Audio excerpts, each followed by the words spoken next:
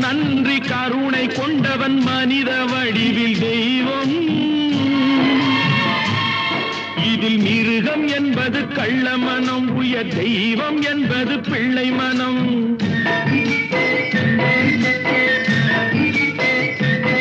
இந்த 6 கட்டளை அறிந்த மனது ஆண்டவன் வாழும் வெள்ளை மனம், ஆண்டவன் வாழும் வெள்ளை மனம்.